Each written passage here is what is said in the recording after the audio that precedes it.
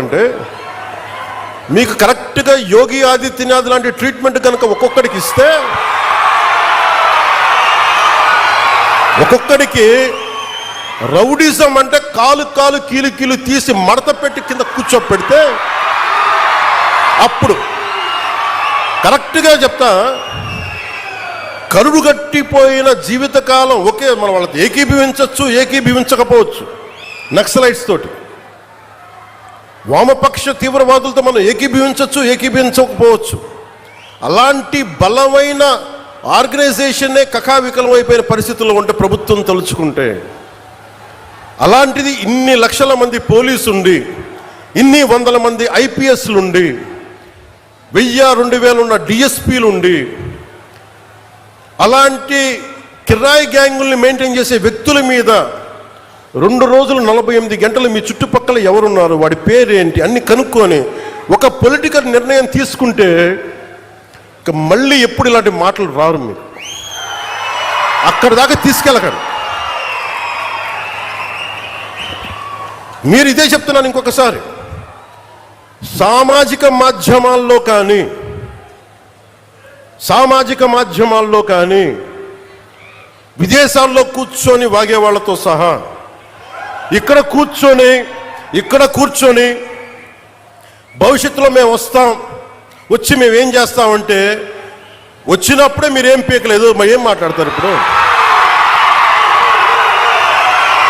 వచ్చినప్పుడే మీరు ఏం పీకలా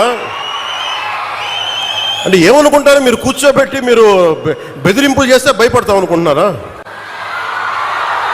దానికి మేము ఒక్కడు చిన్నప్పటి నుంచి కూర్చొని అమరజీవిని గుండెల్లో పెట్టుకున్నాడంటే వాడికి ఎంత పిచ్చి ఉంటుంది? ఏ మ్యాడ్నెస్ ఉంటే ఇలా వస్తాం మేము?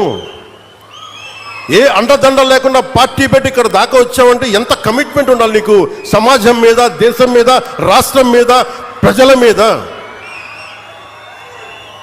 పద్ధతులు మార్చుకోండి.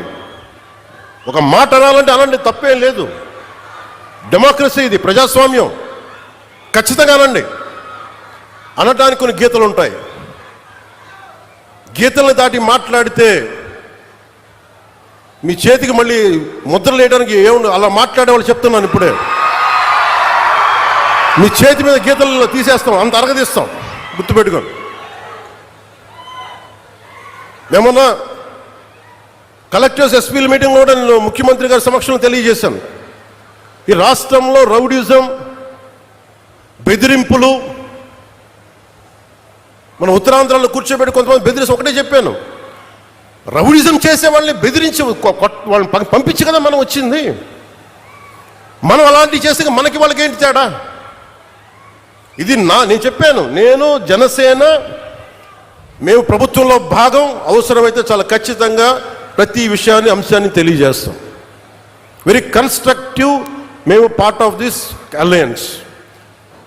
అందుకని దీన్ని ప్రతి ఒక్కళ్ళు దృష్టిలో పెట్టుకోండి. అలాగే మీరు వైసీపీ వారికి కూడా చెప్తున్నాను, నాకు మీరంటే గౌరవం. బొత్స గారు లాంటి నాయకులు ఉన్నారు, మా పార్టీలోకి సామినేని ఉదయ్ భాను గారు లాంటి నాయకులు వచ్చారు, శ్రీనివాసులు గారు లాంటి నాయకులు వచ్చారు ఒంగోలు నుంచి, బాలినేని శ్రీనివాసులు లాంటి గారు. అప్పుడు వాళ్ళు బ్యాలెన్స్డ్గా ఉన్నారు, ఇప్పుడు బ్యాలెన్స్డ్గా ఉన్నారు. కానీ మీరు కూర్చొని పాత పద్ధతిలోనే మళ్ళీ మేము ఇష్టారాజ్యానికి చెడతామంటే నేను విసిగిపోయానబ్బా. ఒక జీవితం